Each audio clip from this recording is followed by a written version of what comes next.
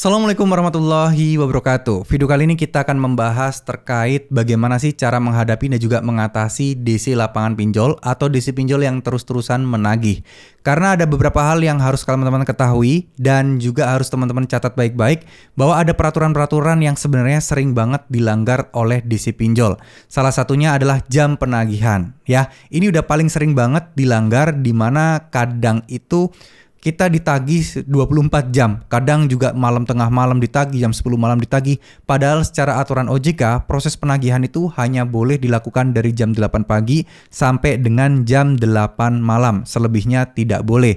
Dan satu hal lagi juga yang paling sering diancamkan oleh DC lapangan pinjol adalah penagihan di luar lokasi atau di luar alamat domisili.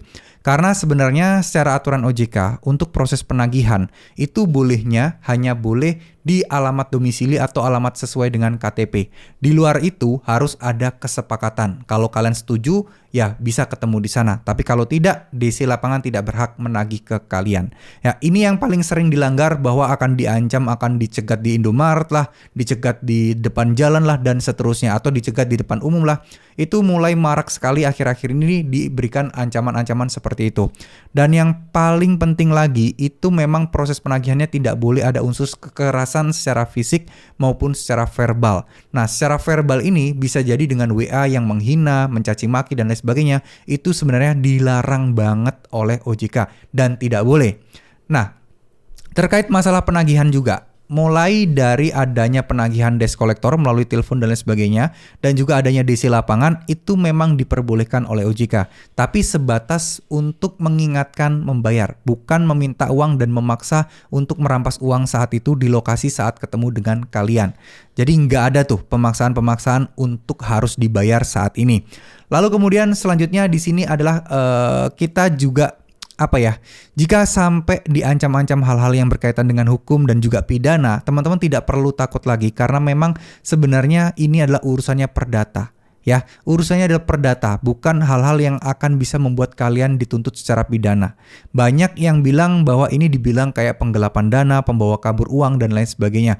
Itu semua hanyalah akal-akalan mereka untuk mengintimidasi kita dan juga agar membuat kita ketakutan.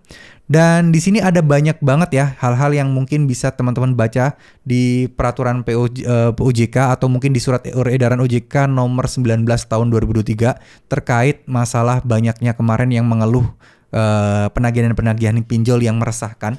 Itu banyak banget ya, banyak banget aturan-aturan sebenarnya. Jadi tidak ada istilah langsung masuk sidang, tidak ada istilah pemblokiran identitas kalian, nggak ada. Semua itu resikonya adalah slik OJK. Pertama kali kalian telat, ya kalian paling menerima surat jatuh tempo, surat peringatan, surat penagihan gitu aja. Nggak mungkin langsung surat pengadilan. Nah itu biasanya bohong. Ya, terus kemudian auto debit rekening dan lain sebagainya itu juga semuanya bohong. Nggak mungkin pinjol bisa langsung auto debit tanpa seizin teman-teman sekalian. Ya. Lalu kemudian di sini untuk masalah identitas, ini yang seringkali dilupakan oleh teman-teman ketika menghadapi DC lapangan yang datang ke rumah. Nah, identitas ini penting sekali karena di identitas itu harus tercantum foto dari si DC, nama lengkap sesuaikan dengan KTP, sesuaikan dengan surat tugas atau surat kuasa penagihan, namanya harus sama semua. Terkadang DC itu tidak menunjukkan hal tersebut. DC itu selalu bilang kalau nggak lupa, ya nggak mau nunjukin. Dengan alasan percuma saya nunjukin, toh kamu nggak bayar-bayar gitu kan. Kalau saya tunjukin bayar sekarang ya. Nah itu senjatanya DC biar para nasabah Galbe ini tidak mau terus ngoyo gitu loh, bahasa Jawanya itu kayak ngoyo ngeyel minta surat-suratnya. Cara mereka sekarang pinter juga. Kalau saya keluarkan suratnya, kalian juga harus wajib bayar sekarang juga. Nah, itu kan orang jadi mikir ulang, orang jadi waduh, gimana nih saya nggak ada duitnya. Padahal sebenarnya nggak masalah, itu adalah hak kalian untuk meminta atau mungkin kewajiban di CDC untuk menunjukkan. Ya, jadi selama ini mungkin peraturan-peraturan atau surat anjuran dari OJK seperti ini tuh tidak nampak di umum, tapi sebenarnya dari dulu ini sudah ada gitu loh teman-teman. Cuman ya memang gara-gara kasus viral belakangan kemarin akhirnya mulai banyak lagi wacana-wacana, mulai banyak lagi sosialisasi, dan memang harusnya ini dilakukan sejak dulu biar orang-orang di luar sana mulai memahami dan mengerti masalah gagal bayar pinjaman online. Tapi satu hal yang pengen saya sampaikan kepada teman-teman semua, stop untuk takut masalah pinjol. Stop untuk takut kalau kalian tidak bisa bayar galbay pinjol.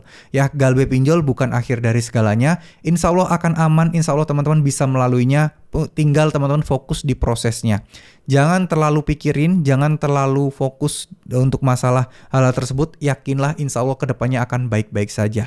Insya Allah kedepannya akan tenang-tenang saja. Insya Allah kedepannya akan selalu beres. Ya, jangan lupa juga terus berdoa, minta tolong sama Allah, curhatnya sama Allah aja, nggak usah sama orang lain.